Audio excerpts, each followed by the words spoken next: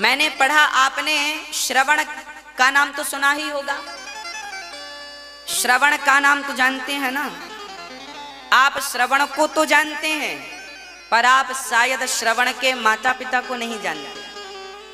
आज हम आपको बताएंगे कि श्रवण के माता पिता कौन थे। श्रवण के माता पिता अयोध्या वासी थे। श्रवण के जो पिता थे ये एक साहूकार थे, सेठ। ब्याज से पैसे देते थे, किराने की दुकान थी। इनके घर पर एक महिला झाड़ू पोंछा करने आती थी। झाड़ू पोंछा बर्तन, घटना अयोध्या की है। ये श्रवण के माता पिता हैं, जरा बहुत ध्यान से सुनिएगा। एक सेठ जी थे, सेठ जी के यहाँ एक स्त्री आती थी झाड़ू पोंछा करने, तो सेठ जी उस स्त्री को देखते रहते थे और वो स्त्री भी सेठ को देखती थी। दोनों एक दूसरे को देखे और दोनों में प्यार व्यार हो गया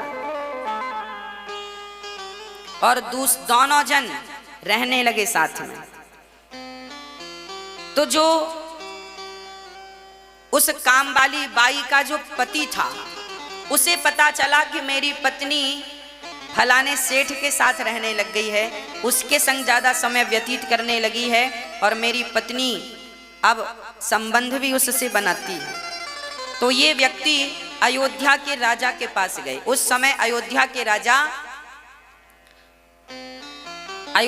राजा दशरथ जी के पिता हुआ करते थे।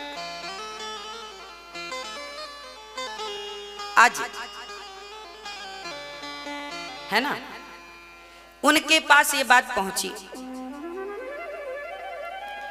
उनके पास जब बात पहुंची तो उन्होंने बुलाया, सेठ को बुलाया और बाई को बुलाया, यहां आओ। राजा ने कहा क्यों, तुम इसके साथ रहती हो? सेठ से कहा तुम इसको गलत निगाहों से देखते हो। अब वो सेठ डर गया, वो बाई भी डर गई। हाँ महाराज, हमसे गलती हो गई, ये बड़ी सुंदर है, हमारा मन चला गया। अब वो काम वाली बाई का पति बोला, देखो महाराज, मेरी पत्नी को फलाने व्यक्ति ने, सेठ ने अपना लिया। अब मेरे बच्चे हैं छोटे छोटे, मेरा तो घर बर्बाद हो गया।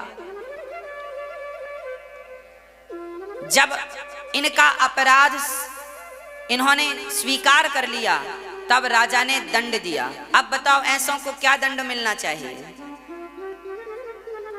तब राजा ने आज्ञा दी कि इन